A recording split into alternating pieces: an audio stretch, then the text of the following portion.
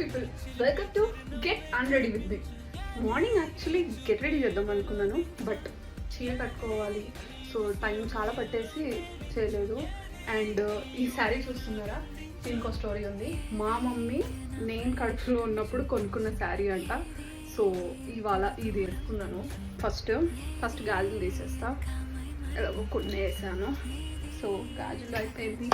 Next నా తలలో సగం భారం దిగాలంటే నా తల జుట్టు పిన్స్ గట్ట తీయాలి. అయితే ఒక డబ్బన్ పెడతా.